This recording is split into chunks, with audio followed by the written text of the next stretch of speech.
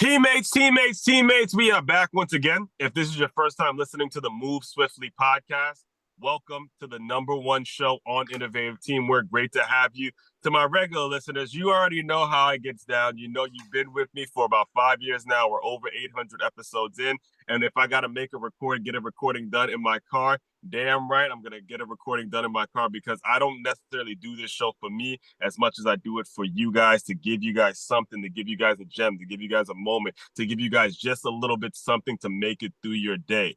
Today, again, as you have become accustomed to when you hit the play button on this show, whether it's just myself or a guest, I have an absolutely incredible human being on this call today, or not on the call, but on today's episode, that is going to absolutely light this microphone on fire because he's all about teamwork. He's all about leadership. He's all about creating opportunities for very inclusive spaces for people to thrive and for people to be great. You know, I've actually been a guest on his show as well, and there's just a ton of things that we'll be able to do. His name is Jackson Calame. Calame, correct? That's right. Jackson Calame. He's the founder of Vision Pros Live. And, you know, there's so many things about him. He's very, very deep in terms of a lot of the complexities that he comes with, but we're going to discuss all that in a second. Before I make the intro too long, Jackson, welcome to the show. Dude, happy to be here. As well, thanks for having me, man. Yeah, so let's get things started, man, because as I am on my way to Orlando, actually, to an event called Creators Live. It's a Creators Live event. So I've been listening to you all morning on my way from West Palm Beach to Orlando, listening to a lot of your shows. And, you know, one can look at you and say, look, you run a great company, you've delegated very well, you're doing a lot of cool things, you've read a ton of books, incredibly knowledgeable about what you're about. But things weren't always very easy for you. You know, you spoke about, you know, being raised, one side of the family was great, the other side of the family was incredibly challenging and things like that. So to start things off, I think it might be best for you to just kind of go back to that time in your life, talk a little bit about your background, and we'll kind of go from there, man. Dude, love it, love it. And things weren't easy. Things Mm-hmm. aren't easy. Things never will be easy because I don't plan on losing my growth, Mm-hmm. right? It is all about the trials, the adversity, the friction. All of you athletes know I need that in order to get stronger, right? So yes, going back to the beginning, my mom's a phenomenal mom, loving. We had everything we could have wanted in our little home of my mom and five older sisters, right? So my dad was out of the picture. Go ahead. Hit it. Yeah. No, I mean, you said you put the number five, oh, that's six total, just so you guys I know. had six total moms, man. God knew I was gonna be work. Right. Yeah. Right. Yeah. So, and my five older sisters, their dad died in a plane crash when my My mom was God. 28 years old. Oh Her my life God. was rocked overnight. Oh my God. Yeah. So they never expected to have a little brother. So my dad Well, comes along, charismatic alcoholic. hmm. One comes before the other. And, you know, when I was four, my mom said that enough's enough. This isn't how she wanted her family and home to be Right. run. And the very next year, he ended up with my stepmom. Mhm. And that home was like the most toxic home I've ever seen. I've seen a lot of dramatic movies as one. I have never seen somebody with the toxicity that my dad displays to people, not to me. I was Mm, his favorite, but mm, he treated my step siblings awfully. So guess what? My step siblings weren't exactly a fan of me. right. My stepmom wasn't exactly a fan of me.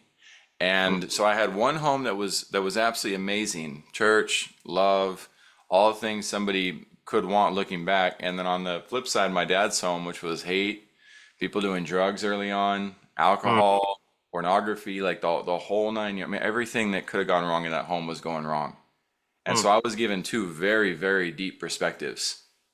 And it helped me see, like, all right, what do I want my life to turn out like? What were the results looking like for these people who are all older than me?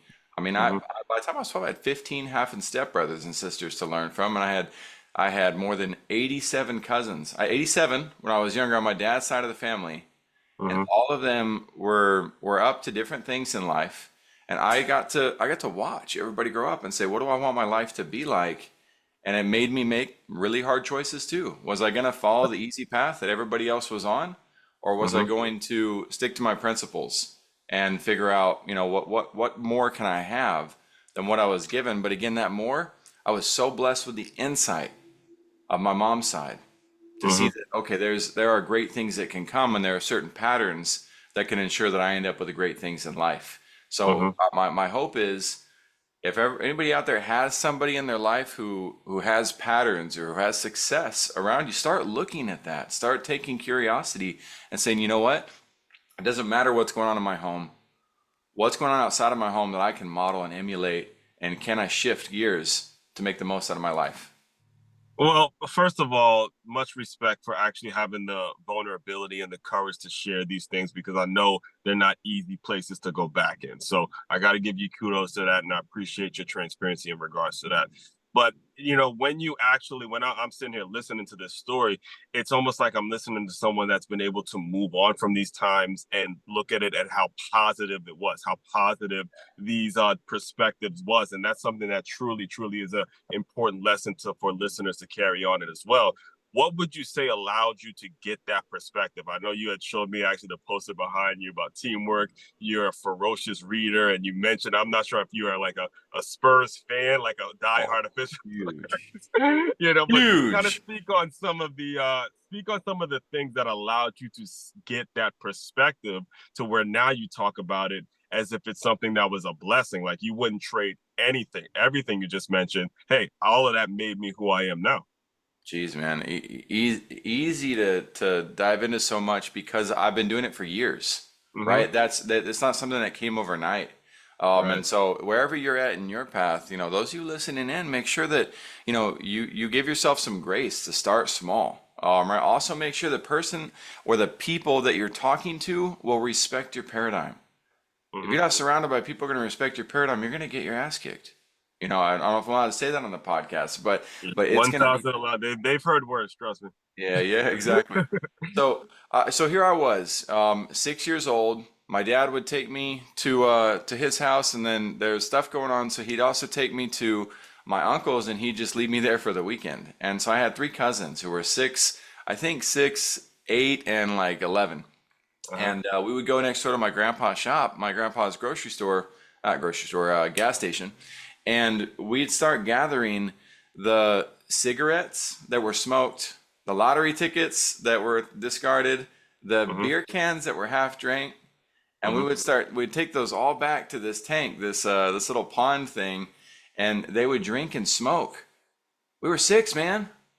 We were 6 years old, and I wouldn't. I refused to do it. It was like I was there to help with the process, and I was there to enjoy my cousins. I wanted to play with them. I wanted to do normal kid things, and they would just relentlessly pick on me for not for being a city boy, for being too soft, for not having the hard feet to cross the sticker patches, for not cussing, and for not doing the things that they would do. And I would oftentimes walk home crying. I would walk away, and I would just spend the rest of my day like by myself. And this didn't happen all the time. We had some good times too, of course. But those moments of resilience, right? They gave me an opportunity to think through, what do I want? How do I want to be? How do I want to treat others? And my stepmom, man, my stepmom took everything out on me that my dad took out on her kids. And so as I went through that, and I learned from my mom too, like the reality that we should be like Jesus, that we should love. We read books about like Martin Luther King and Will Rogers, and I started to see, you know what? I allowed myself to believe that love would be the power to overcome it all. And I think some people, have a really hard time grasping that and don't realize how powerful love can be. And I'm going to fast forward a lot, but over the years, there were so many trials to practice trying to love my stepmom in spite of how she was treating me because of the toxicity she had to deal with my father, that I came back from a mission in Uruguay telling people that love will eventually conquer in this situation. I was 22 years old, or 20, no, I was 23 years old. I'd just been married, and I go to the funeral for my ex step grandfather at that point. Hmm. And I get there, and they're already split. They finally split. After all of that, my parents, my dad and my stepmom split. I go to the funeral. She looks at me like, "What are you doing here?" And I go up to her, and I tell her my condolences, and she kind of asks me, "Well, what happened? Why are you here?" And I said, "Because you're my family, and I love you. I was never here for him. I was always here for us, all of us. Yeah. You will always be family to me. And she embraced me with a hug. Yeah. And my oldest stepbrother from that situation, same thing. Like we're all like this. She passed away this past year, due to a cancer bout. And again, the point, the love aspect, it did not come overnight. It was a series Right. of processes. We had our hate too. We had our struggles, Right. but going back to love and Hmm. just practicing it, yeah, eventually it led to the importance of putting it on a poster. But I didn't put it on a poster because I was supposed to. I put it on a Hmm. poster because I know the power of it. Heartfelt. It's heartfelt. Yes. Absolutely. And I'm glad you brought up love because that's ultimately the goal is to make sure that love is driving all your decisions. The hate, the resentment, the feeling like you're the victim and the toxicity, that is not a way to live. It's not a way to live when you're blessed enough to actually get to see another day, when you're blessed enough to get another 24 hours. So that's important. And actually reminds me actually too of when I actually saw an example of it myself, something similar when my grandmother on my mother's side passed away. She passed away from, years of battling cancer. And the first person that they had that actually spoke at her funeral was her ex-husband in front of the current husband. And it was such a great embrace because we realized how loved this lady was. And that started to become the goal. And as you're speaking, as Awesome. you're going through the books and the kind of the breakthroughs and the insights and the things that you're starting to develop as a young man, as you're starting to learn these things, what would you say school was like? You kind of already mentioned meeting your wife and going to Uruguay and stuff like that, but how would you say you were able to navigate the school system where you sort of alluded to it's gonna make it so like when we're men, we're talking love. We're like, bro, you're soft, like come on, you're reading books, you're talking. So, like I can see kind of being in that school setting to where you're talking like this. It's like, hold up, man, that's not what we do here, bro. How were you Uh, able to navigate that school system, that culture, into making obviously the strides you've made now? Man, you bring up a great point. One, I didn't talk like that in school. For one, there's a different way to go about that. And Yeah, if I'm, it depends on where you're teaching. There's a dialect, right? Always yeah, in all settings. I speak Spanish fluently as well, right? right, So right. if I'm speaking to my Latinos that are from Uruguay, I Hmm. speak very differently than I speak to the Mexicans that I also work with, and I speak very Hmm. differently to Peruvians and the Colombians, and we have an interesting time translating the whole situation. Okay. But it's no different than Texans trying to relate to New Yorkers, Yeah. or somebody who grew up in an African American family, that's first generation, from Africa Right. versus somebody who grew up for decades in Louisiana. Hmm. There's so many nuances there, and some people call it two-face. In fact, the Republicans called President Obama two-face because of the Hmm. way he showed up to speak in church, Hmm. but then the way that he shows up to speak when he's debating, and that's not Right. two-faced. That's being relevant. That's Right. understanding that you're like the core of your audience, right? And so, in a podcast, it's hard because you can't see who's there, all right, and who you're talking to. But being able to show up for people the right way is a learned trait, Hmm. and as a dad of 12, 10, 8, and 3-year-olds, man, you Hmm. might hear me say, I got to go potty and be like, oh man, I didn't mean to say that. Like there's a different word. It doesn't change my Right. personality or my identity. It's Right. because I use the languages of love, right? I use the ability to speak to who I'm talking to relate to Yeah. them at their level.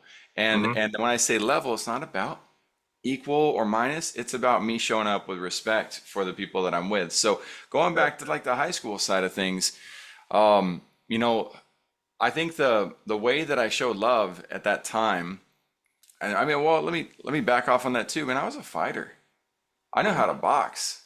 I mean, you did not want to cross one of my friends, and you did not want to come at me. It was Did you not. so did you train like you train box like as a fighter or My was you dad, my dad was undefeated in Vietnam, in oh, boxing, and my okay. grandpa on my other side lost one Oh, it's fight in the before weight it's in the classes. blood. It's in your blood. That's a Okay. blood thing, dude. No, Yeah. yeah, like I'll throw All right. down. All right. It's not hard to do. I could take a punch. I like a Rocky too, man. Like you can hit it ain't gonna phase me. You must have loved that. So I could see you seeing that series for the first time. You must have been enthralled with that entire movie franchise. oh, I don't actually watch it until last year. So That was the first time you watched it last that year? was the first time I actually watched it. Oh man, yeah, did you? It was like the I same. was like a little kid watching it, man. I was like, I was like, this is great. I've seen it 100 times. I still get like a little kid when I'm watching. So yeah, I mean, so as to try to like kind of, I guess, paint some picture on it though. Mhm. I loved individual conversations with people. Like I loved getting to know people one on one, and that's kind of how I ended up being a pretty popular kid without realizing it because I would just go around meeting new people all the time.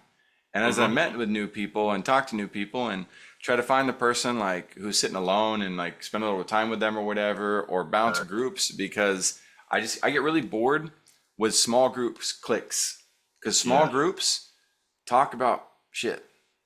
yeah. Right? Small groups gossip, or they talk about politics, or they talk about things that don't matter.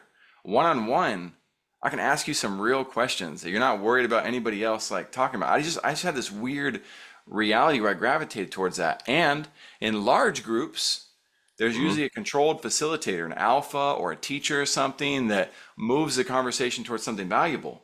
So Mhm. I ended up learning about a lot of different people, and it turned out like I had friends and all. I ended up nominated for like homecoming Mhm. king or something, and I remember being shocked because I was like, I don't, I'm not a popular kid. I'm not the kid that's liked by anybody, whatever. Like, Mhm. but it's just showing up one on one for people and being there and like diving in deep, man. That was it. I didn't think that was love. In school, my grade always came with the E on the report card, and an E in Texas for Mhm. every single teacher meant excessive talking, and I rock a mic. Uh, yeah, that's actually turned out to be a good thing, and I'm glad you actually mentioned clicks because I teach myself at a school, and I actually did a full series on the issues with clicks, and that's been one of my biggest gripes with the people I deal with every single day.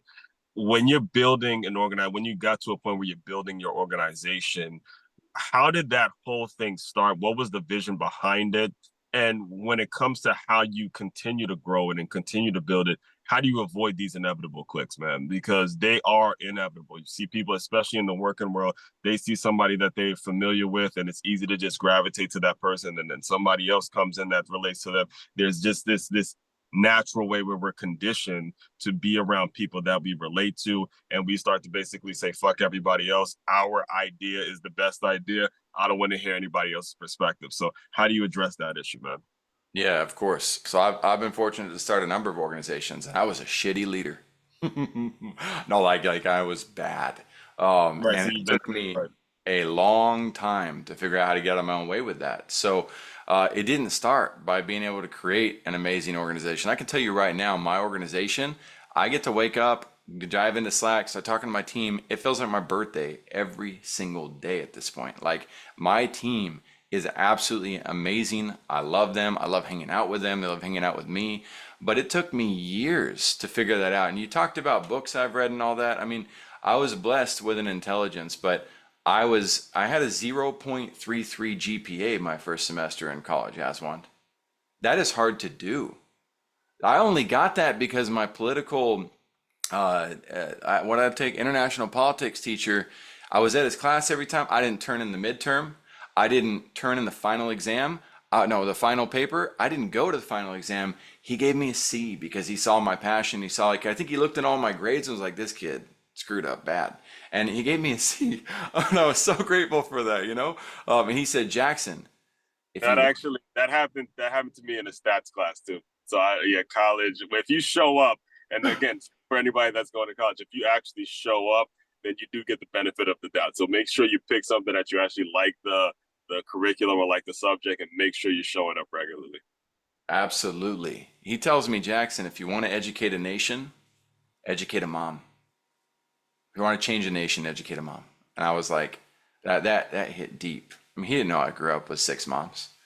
Like that. This guy knew something. And so the reason why I share all that again, I had to go through the hard path. I had to learn to want to read these books. And learn to realize like I just had so much to learn that I've got to figure out from mentors, and mentors write great books. Mentors come in many forms. People you know, people you don't. If I only stuck with people that I knew, my life would have gone off of a cliff. Like that's not we're not limited. We have the ability to get outside that box. But it was Patrick Lencioni's book, The Five Dysfunctions of a Team, just a few years ago, that I was finally at a leadership stage where I was willing to like listen and learn and get out of my own way and start seeing how to progress as a team. Yeah, I could pull the rope as hard as I want to, right? And I can move mountains with that because of my own sheer will and strength. But when I learned to let go of the rope and allow others to pull that I wouldn't accidentally get in the way of, and realize that I can go out in the world and recruit people to help pull this rope too, and that my greater strength was finding more people to help pull the weight. Many hands make light work. It took me a long time to cultivate the type of leadership that actually attracts people to want to come work with you who would appreciate the environment that you can create. So if you have a vision and you can't articulate it to anybody, nobody's following you. You just look nuts. You look absolutely crazy. I went through 14, 15 years of that, right? Then you build a culture that people want to belong to based on principles, shared virtues, whether that's hot topic, where everything is like dark and dingy and it feels awkward, or whether that's a church, right, built on principles of Jesus Christ, right? There's shared principles that attract people to come and say, I want to belong to this. And if your principles are principles that attract leaders, leaders come. And I was looking at I had some really bad clients, man. I had some, and they're not bad people, but they were bad clients. They didn't know how to behave as leaders. And I was working locally in San Antonio, great city, but I started thinking about Greg Popovich. I started thinking about Bill Belichick, and I started thinking, man, these guys don't go to the local YMCA to recruit. You go and like I imagined, I went through the virtual process of really meditating on it, thinking if Greg Popovich went into the YMCA to recruit, he would have a ton of people be like, "Yo, I can ball, I'm ready. You know, you guys overlooked me. I should have that opportunity." And he would get so disappointed because the people who are in the local YMCA, they're not ready for the combine. They're not ready for the G League. They're not ready to go through all the process. They just talk and talk. It's a giant waste of time. So what did the NBA and the NFL do? They set up these combines where supply and demand is 100% in their favor. And they got lots of options and lots of assessments. They got people who are giving everything to be able to get into the league. We need to set that up as business owners, where people are coming and they want in so badly to the business that they're willing to do what it takes at a discipline level of a champion, not show up and be like, oh, I deserve this job because I'm a copywriter. I should get paid top dollar because I took so-and-so's course. And so therefore I know everything about copywriter. Yet that same copywriter doesn't know that you can't be a copywriter without an editor and without a publisher and without a researcher. They think they can do it all alone. And it's like, what the heck? Where do these people think they learned business? Like, it's not from a great institute. It's not from a championship level culture. So I learned to stop fighting that and say, you know what? I got compassion for people like that.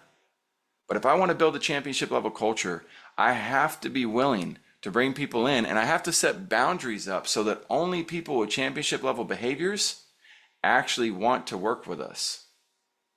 Just like Harvard, you can't get into Harvard without having a history and a resume of consistency, reliability, patience, persistence, right? And you don't have to have the love aspect in order to get into Harvard. But there's a filtration process that makes sure that people who have the same disciplines are all coming to respect the culture of that campus. We got to do the same thing in our lives. So, real quick point of order are you not hearing any air conditioning is there any problem with the sound? All right, that's the reason I keep going on mute, because when the iPhone is too hot, I don't want it to cut you off. That's happened on this show, by the way, where the iPhone is too hot and I got to make sure. So again, learning that everything, actually just saying that makes me want to make a point as well. When you've done things like this in the past, you're prepared for, whatever nuances or whatever adjustments you have to make whenever you're recording. So that's number one. I didn't even plan on giving that as a gem, but more importantly, the analogy that you're using with Bill Belichick, with Greg Popovich, legendary coaches, not just showing up at a YMCA and saying, hey, hopefully the next time Brady or Tim Duncan is going to come across. No, there's an actual process and there's an actual mindset, there's an actual system that they have in place where they're attracting the Tom Brady's of the world, the Ginobili's of the world, the Parkers of the world, the Julian Edelmans of the world. And what I want to make sure I give you the opportunity to clearly communicate to other business owners, because that's primarily the folks that listen to the show, is how do you set up these filtration processes? How do you set up these vetting processes? What is the like a step one? If you have to give them a step-by-step process, how do they do it? Because this, what you're talking about, infiltrates a shitload of businesses. It ruins a ton of great organizations, great visionaries, great owners that I've seen work their ass off, and they just bring in the one wrong person, Jackson. That's it. Chop it up. Only because the system wasn't set up to where they're bringing in other hungry people. And, I'd love for you to kind of just share what that process would be like so they actually know specifically what's that first step they should be taking. Absolutely. Ray Kroc, McDonald's, right? McDonald's Yeah. thief, some people would call him, right? He's not the original founder of that. The McDonald brothers had that. And I'm playing with the idea of thief. This man did not go into that business model with the mindset of I'm going to be the best burger flipper ever, and I want the step-by-step actions for how to create the best burger. Business owners, if that is what you were doing, if you were trying to learn how to be the best at HR, if you are trying to learn how to be the best at operations and marketing, if you're trying to learn how to do all this yourself, you are toast. You are not going to make the history books. You cannot do this alone. You cannot just learn those steps. You need to learn how to find the people who know how to do that and then have the actual balls to hire them. That is what it takes, right? So you need to be willing to bring the right people in. This book, Hiring on Purpose, it's Dan Martell's Bible of business, as he calls it. Max Hansen and Brian Moore wrote it. I think it's a phenomenal book that teaches a lot of those principles, but my word and caution to you as a business owner is do not try to attempt that on your own. They talk about the Bears absolutely blowing it by bringing in Jay Cutler, who is on paper an absolutely phenomenal quarterback. And go ahead. Hit it. Pause you on this one. I moved to South Florida to work for the Miami Dolphins Foundation. All right. A lot of you regular listeners know that this might be the first time you're hearing that as a first time listener. But I was there the year where they go and they bring in Adam Gase, who had Jay Cutler in Chicago. He had Jay Cutler in Denver, and he ended up getting the job because he had coached Peyton Manning, and all of a sudden he was this offensive guru that the Miami Dolphins hire as a head coach. This guy brings in Jay Cutler for, I believe it was like $10 billion for 6 months, something ridiculous, and we completely blow the season. All right. And again, if Jay Cutler, if you're listening, I'm not taking we love you, bro. We love you, bro.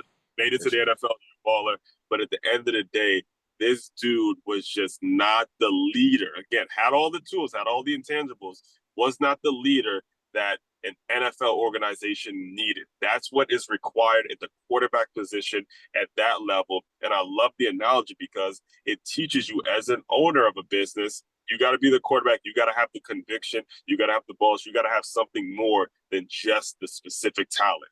Can you lead people? Can you go out there? Do people die for you? Do people actually want to fight for you? Jay Cutler, just Google him yourself. He don't got that. He doesn't have it. Or he just doesn't have that. Maybe he's learning it later, like I got that hope that in the other important areas of life he'll figure it out, right? But during those playing days, he just didn't have that eye at the we were talking about, Rocky, that eye of the tiger look to him. So you brought him up. You set Absolutely.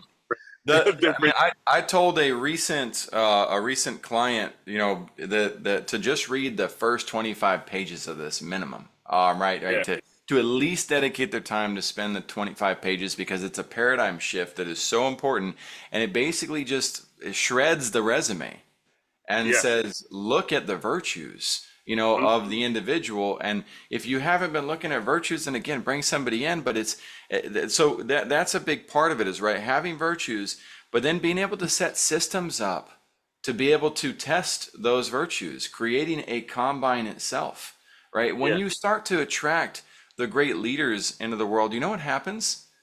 The prospects that are out there that might want to work with you, they start becoming attracted to that too. Hmm. right? So it's a marketing thing. Nobody's looking. Everybody's looking at how can I get my product out there? How can I get my service out there? Externally, what can I do? No, internally. What Hmm. can we do to help people see that they want to belong Hmm. in this place? So those are again that's don't attempt it alone, but you then have to look at, well, how do I find the mechanic? Right? If you're telling me, Jackson, don't create the shot from one, well, you'd say Ray Kroc did learn everything about a burger, right? Hmm. He went to the best of the best. He found the people who were doing it right, and then he learned what they were doing, and he worked with them, and he tried really hard to negotiate with them on expanding. And then as he kept moving, he eventually found this real estate person who taught him that you're screwing up if you're in the business of burgers. You're supposed to be in the business of real estate. And he listened to that. There was a strange self-assuredness, yet Yeah. humility about the way the man was willing to work with other leaders. And what is talked about in Tribal Leadership, a book that's far too hard it was far too hard for me to consume. It took me a year. I read 50 pages and I had to marinate on that for a year before I went back and finished the book. But they Huh. talk about how people who speak with I, I am great. I can do this. I am going to be awesome at this. Their subconscious is saying, I am great and you are not. And what that means is they aren't able or willing to work with people who are potentially better than them because they don't want that to be challenged. And they're stuck in a self-sabotaging reality. The same is true of people who think about life in terms of we are great, and they are not. There's so many marketing campaigns putting down competition, saying we're better. Those are the better companies in the world typically, but we are great subconsciously says they are not. And it's a fight, it's a dog fight that is never going to put you on top, top, top, top. There's another level, and that next level is life is great. I got no That's reason to fight with you. politics. I mean, that's what we see in every day. The political ads. It's very rarely is it about, okay, this is the person I'm good because of the policies. It's always putting somebody else down, and I would do my best not to bring up politics here. Here's why, though. Not Here's doing it's important to understand the why for everybody out there, Yeah, because everybody that's in the I market are the suckers who buy the most. That yeah, is the most lucrative market in the yeah, world. And so the exactly. personal development section, most of the people who are delivering results in that environment are taking advantage of a small of a market that thinks small and is willing to let others control them. We have Hmm. to say no to that. We have to say, you know what? I don't want to stay stuck in the I mentality. I want to move on from that and recognize there are levels to this development stuff that will take Hmm. me to new heights, but I've got to stop fighting the world. I got to find out who's willing to be on my team Yeah. and say, how can I inspire them to stick with me? Yeah, well, I'm glad you brought up McDonald's too, because that's actually a point that a lot of people don't know about the real estate aspect and the decorations. And if you go to a different McDonald's, the orders are going to be the same, the franchising and all that going to be the same, the menu's going to be the same, but you can go to a different one in different states. It's not going to look the same. The one in Vegas is not going to look like the one in Oklahoma, some Correct. country. It's not going Paris. to. Yep. I'm seeing the one in Vegas for the first time. I was like, damn, but they're in the business of real estate decoration and stuff like that. But again, the food Right. was perfectly the same. I can tell you that. So saying that makes me the thing is, and I don't want to brush over the point that you made earlier about being bilingual, because I remember actually getting on a call with you and you were actually he's not bullshitting you guys. He's fluent. He's very very well when it comes to Espanol. But it's actually part of the growth of your organization. There's things that you plan on doing. I'm going to give you the opportunity to speak on that a little bit. That is going to serve a multiple, not just serve the states, but there's going to be ways of serving people that are not just English speaking people. You're coaching them to have the vision that you have and all that. So I'll give you the floor to speak on that a little bit. Oh, huge, man. I love that. Oh, entrepreneurs out there, the more you give, the more you get. I am a very big believer in that principle. It is not even just a matter of like, oh, I love people. And like once you learn that the more you give, the more you get, it becomes almost selfish to give at that point. So it's not this altruistic thing. But I was blessed with this knowledge that if I help these people, right, great things will come out of it. And so I just don't want people to be like, oh my gosh, this guy's doing all this stuff just because of his heart. No, it isn't that. That's a benefit and a byproduct. But there's so many opportunities when we just dive in to our absolute purpose. And that's what it was. So I understood while I was living in Uruguay, I came to this very strong realization that I needed to help as many towns as possible, like the one I was living in that was suffering with poverty that I just had not really experienced and couldn't quite comprehend. And so I come back to the States, get ready to get into business, and long story long, it took me 14 years, my friends, to get to where my group of Latinos was 600 strong. I mean, I had a ghost town on Facebook of 600 people. You know how Facebook Wow. groups are. They're hard Yeah. to manage, man. They're hard to keep up with. Life's Right. battles come. Your limiting beliefs conquer you. And so it was almost like And 600. you never know who's actually on it and going to be using it. There's some people that can be in groups and not active with it and stuff like that. So just building one up is a challenge. It's an incredible challenge. And so learning, like you don't give up, right? First attempt in learning, failure, right? You keep Yeah. going. And fast forward to just 2 weeks ago. Well, we started to grow the last couple of months at about 10 to 12 people per week because of Hmm. my team. I got this amazing team in place to help with this process. And then to blow everybody's mind, Louisa, who is new, who had been with us for only 6 weeks, did Hmm. her very first podcast interview. This is somebody who's never worked in the online space. Yeah. He hosted Kike Inglés from a Uh-huh. YouTube channel. He's got 900,000 subscribers. Wow. And her first interview was with him. I've never interviewed anybody that big before. I've been doing this a long Awesome. time. It Right. is. And I didn't even meet the guy. I've sent him an Yeah. email now and said, like, I'm so happy that you supported us and we became email friends, right? Like brother from another mother type thing. But here's what happened. Because of the diligence and the process and because of God's grace and all the things that led to us finally getting to this point, Uh-huh. he met with Diana, who's our director of what's called Opportunities for Latinos. He Uh-huh. learned that she was brought into this program to learn about how to be a digital marketer and actually is paid to help other Latinos learn for free how Yeah. to become digital marketers and what we Right. call digital ambassadors. And Mhm. she did the interview. Cynthia did the follow-up interview. We have the whole system set up by Maria Victoria, by Andres. They got all these stories of these people who they had no job. They had no resume like that had qualified them for coming to our company. Now they've got these opportunities. They've learned Mhm. things like crazy about they're better virtual assistants than most virtual assistants in the world who've had 5, 10 years because of the amount of effort we put into training them and helping them grow. And so Mhm. he's hearing that all organically from them. And Mhm. he's all sorts of speculations out of those 900,000 subscribers. Most of those people are learning English because they want a job. They want a better career opportunity. And so he's getting hit up. Imagine how many messages he gets on a weekly basis from Mhm. subscribers saying, "Hey, can you hire me? Hey, Mhm. do you know where I can get a job by chance, Kike?" And Right. he doesn't know where to turn for that. He's not in the business of getting people jobs. He just wants to teach English. Exactly. And Right. now Right. he finds this program that's all led by Latinos, some of them who own percentages in my company, and Mhm. he's going, "What the heck is going on?" And he's now excited. So now he's just did the second interview this week with us, and he's Right. excited to be promoting this. I don't know if that's going to lead to 800,000 people join our group or eight Mhm. people or 800 people. I care, but it's not my focus. My Right. focus is, can we show up and do our best in this Mhm. reality? So now we've got Ange in the Philippines, who, out of all the Filipinos I've worked with, she's the first one to gravitate towards saying, you know what? I'm going to build opportunities for Filipinos. And we've helped her launch her podcast and her brand called Timecraft Virtual. And I want my people to rise up and to Mhm. pursue their dreams and their purposes. And now Harry, who's an immigrant from India, lives in me. He interviewed me on the when we did Oh, the. you met Harry? He just launched Opportunities for India. Yeah. That's one. Oh yeah. I remember. Oh man, like That. there's Shout out so to many Harry, man. opportunities. Congratulations, bro. We had Thank a you. good talk.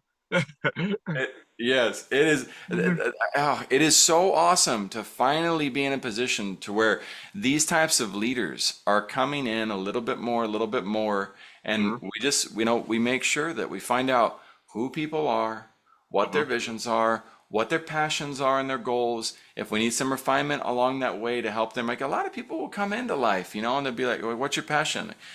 And if your passion's pizza and video games, I get that. I was there. I remember what those days were like. And when I can help them start to think through things in a different capacity, and we start to think through deeper questions like, what do you want to be remembered for? Hmm. It's usually not pizza and video games.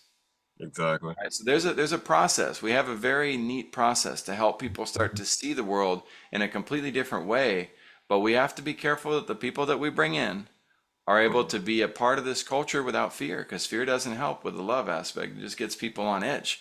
We got to make sure that the people are ready to do their part and contribute in Hmm. addition to being nurtured and cultivating this awesome type of success. So yeah, opportunities, man, we're looking to expand that as much as we can to as many parts. We got 8 billion people that have been left Hmm. behind in this world. Yeah. Like we got a lot of work to do. So I show up ready to do that each day, and so does my team. Well, there you have it, listeners. I mean, we kind of mentioned some politics here, but if you're talking about job creations, all the stuff that the politicians are promising you, it's right here that I've said it so many times with business owners. The politicians love business owners because it's us that's actually going out and creating the jobs. It's us that's actually doing the work that's from the heart, that's heartfelt work. And we didn't mention this on today's episode yet, but I've heard you mention how money is not necessarily the factor that's going to bring people in. Sometimes it can be equity. Sometimes it can be they just want an opportunity. Sometimes it can be situations where you as an owner, just because you don't have the money to hire people, quote unquote, is no longer the excuse. You can offer something if you're doing your work from your heart. If you You actually know are how doing, much I've worked for free as one? I yeah. have done an amazing amount of work for free throughout my career. And as a 0.33 GPA trying to get into the business world, the only thing I could do was say, let me prove it to you. Let me work hard. I do not regret a single one of those contracts. I am Mm-hmm. not a victim. I will never Yeah. have a victim mentality about that reality and all the things I had to learn along the way to do that. I worked my tail off. I'm still doing pro bono work all the time in different capacities because I can, because I love the process of growth. But I want to hit the audience with one really powerful question. Mm-hmm. If you had the ability to hire somebody in the US for $3,000 per month, or one person, like change their life for the better, or you can hire 10 people in Colombia for $300 a month, or you can hire 30 people in Belize for $30 a month. All of them would do the exact same role. All of them would be full time. Am I a racist asshole for hiring the 100 people in, but it would have been, yeah, 30 people in Belize? Mm-hmm. Or the 10 people in Colombia, or for hiring the one American on a wage that is respectable. There's something to think about as business owners in relation to economies of scale. I don't have the answer for it, but I do want people to think through and debate that Mm-hmm. conversation of what's going on here. I'm not saying we export all jobs, but I am saying when you're at a ground level as a business and Mm-hmm. you don't have the finances to hire people at 3,000, 5,000, 10,000 plus benefits, 401ks and all that stuff. If you don't have it, you can't hire. If you don't have it, you can't hire. You cannot possibly put somebody in that position. And so we tend to allow the noise of the majority dictate and control what we see as our visions and what we want to do. I'm telling you, though, if you if you allow yourself to think through, how do I provide for people in different parts of the world? How do I make space? How do I train them up? The goal is never to leave people in those positions. It's to bring in the workforce, the people that can lift, and put them on a path towards their next earned paycheck. You know how many people I meet as one that say, "Man, my virtual assistant just got to where they were just asking for too much money." Mm-hmm. What are they doing asking for money? Why have you not built a path for them to earn more? Right? Mm-hmm. Why are you participating in what I call virtual abuse, VA relationships? Right? Why are Mm-hmm. you not putting people on a path to where you're thinking about their good? Too many business owners are going out there and say, Aswan, how much does it cost to work with you? I might as well slap you in the face and say, what's the least amount I can pay you? Mm-hmm. We have awful mentalities as That's it. business owners. We need to get out of the habit of suppressing people, get into the habit of building great paths and reassure people, hey, look, if you perform well over this 30-day period, here's what's ahead. right? If we perform well together and the team likes how things are going and you're playing nice and we're building on great principles, and in 4 months, here's what's looking. What do you want a year from now? What do you want 2 years from now? Most business owners out there, and I've been through it because I've been put through it over and over myself. I see my Right. team members put through it. I hear the stories of team members coming in. They're crying in their interviews because they're saying, Jackson, Mm-hmm. most of the people in India, Pakistan, and the Philippines that I've interviewed cry in our interview. Mm-hmm. And they say, Jackson's the first time an American has ever treated me with this type of respect. Wow. And I say, on behalf of my country, I am so sorry that that's the Wow. case. Hmm. That's powerful, man. I'm thinking as you're talking about the guy I have do all my thumbnails from Bangladesh. Shout out to Rafi, the SEO guy. Rafi. The thing is about him is I hired him initially to do one thing, and then he ended up being somebody that I pay every 2 weeks because he took the initiative. It was so much more, it meant so much more to him. I wasn't even asking him to do clips, but I'm getting all these clips sent to me. He's doing extra thumbnails, he's doing SEO descriptions, and now he's somebody that's getting paid every 2 weeks coming directly out of my pocket because of one job I asked him to do a whole year. God, jeez, I can't believe it now. It's only almost been a year ago now. But understand what he's saying is very powerful because of the fact that the people who are willing to do it, it means so much more to them. They appreciate what your work so much more versus the person who goes to some fancy college. They walk around as if they're supposed to get some job that's going to pay them 30K a year or whatever, get some 401K and all that. Now there's this entitlement mentality that just eats away at your profits over and over again. You may not think if it's a big, 30K may not be a whole lot to you now, but the 30K with the attitude, with the I'm only doing work until 5 p.m. and if it's not in my job description, all that bullshit that a lot of people throw at you, eventually it eats away at your profits and you become ruined. I've seen it happen. Jackson's seen it happen. The majority of you business owners that you've been in business for longer than, let's say, 3 months, you've seen it happen. That mentality, weed it out. Weed it out. This is why sports is such a key factor in terms of development. This is why, again, when you mentioned being a Spurs fans, I remember back in the days when they were the dynasty. They were what the Golden State Warriors Oh, are we now. got Wemby, my friend. We are back. They got Wemby. It's David Robinson days, Tim Duncan days, the Parker, Ginobili, Pop. He mentioned there was a sense with the Spurs, and I'm a Heat fan, so y'all kicked our ass. Y'all kicked our ass the last time the Big Three was together, and there was a sense that D Wade came out and said after when we beat you guys the first time, because they just kick your butt, man. They don't talk no shit, no flashy dunks, none of that. They just come out and kick your butt straight up. So all that, man, Jackson, I do want to be respectful of your time. Can you just tell people what's next, what they can expect coming down the pipeline, if they want to get in touch with you or reach out? Where do you normally send folks? Man, I want to give one more gift to all of you guys, and that's it. How did I learn this Mm-hmm. aspect of hiring? Because I was awful at it in the beginning too. I was a virtual abuser. I hired that guy for $3.33 an hour for 1 hour per week, and I was terrified to do it. Right, and then I hired more people, and it took me a while to realize that the quality of work wasn't coming out, even though there were those diligent individuals. It wasn't until I shifted and started to ask these virtual assistants who were willing to take humble beginning money, what's your birthday? What's your favorite thing to do? Is this what you want to do for your whole life, or is this something you're doing for here and now to get somewhere else? When I started to care about the people and stop treating them like a transaction at Payless Shoes, I began to shift the results that I was able to create with these wonderful human beings who are often overlooked and treated like a transaction. So if you want to get in touch with us, visionproslive.com. If you got a vision that you want to share, come and share it boldly with me on my stage. You don't have to be Jay Cutler, right, who's rebuilding his legacy and turning around and making things amazing outside of the sport, and wants to correct the story and say, well, here's what actually happened. I love the person, right? It's about the process. I have processes. I got broken in life too, Jay. Don't worry about it. It happens. We can grow from it. Or if you're the average Joe and you feel like you're nobody, but you got this burning desire to help people, please come and share that vision with me humbly, vulnerably. I know what that's like. I was never meant to rock this mic, my friends. I wasn't built for that. But We step into we can step into the call to do more, and if that's you, then we look forward to getting to meet you. Right. And the website is Visions Pro.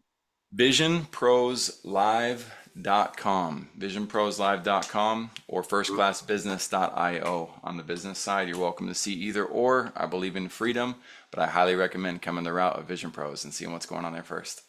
Absolutely. It is a great setup. I myself have been a part of it, so I can speak firsthand knowledge about it. Just an incredible setup and incredible people underneath. I don't want to actually, the word underneath isn't even fair. The people that are equal to him, and the way they speak about Jackson is as if he is a friend. I mean, after Harry and I, it's just a story, you probably don't know this yet, but after Harry and I wrapped our interview, he immediately said, Aswan, I'm putting you on Jackson's calendar because I love the show. I love what you're saying, and you two just need to connect and figure something out. So I'm speaking firsthand knowledge from this, and it's important that you guys do that. Those websites will be included in the show notes as well. So Jackson, the way I close out all the shows is I want you to use your imagination just a little bit. Go back to being the teenage boy. You have six mothers, as you said. They're older sisters technically, but I grew up with an older sister, so I know exactly what you mean when you say a mother type older sister. Pretend like you're kind of going through what you're going through in your childhood. Pretend that that version of Jackson has come into the room. Give him some words of encouragement, and we'll officially close. Learn to love, not to just receive it. Learn to become it. You can become love. Learn that it's an action to take that helps others, and it may not feel like love to you when you're giving it, because it's not about you. It's about helping others. And learn to love yourself, because you're not going to be able to love people at full capacity until you can learn to love and appreciate yourself, forgive yourself, allow yourself to break free of any limitations. We have a Savior. You know that. His name is Jesus Christ, and he wiped all that out. And the longer you take to forgive yourself, the more you rob him of being able to heal you. So get over it. Let it go, and allow yourself to move into being your best self today, because I didn't start doing that until I was in my 30s. But if we could do that earlier, just imagine what we can accomplish together. Mike officially drops, man. Listen, again, appreciate your vulnerability. Looking forward to staying in touch with you and keeping up with your journey. And as you listeners, as promised, this is what we do here. We just give you some, whether it's myself or a guest, we're here to help you and serve you and help you get through whatever moments you need to be getting through. So all that being said, fellow teammates, continue to move swiftly. We will talk more soon.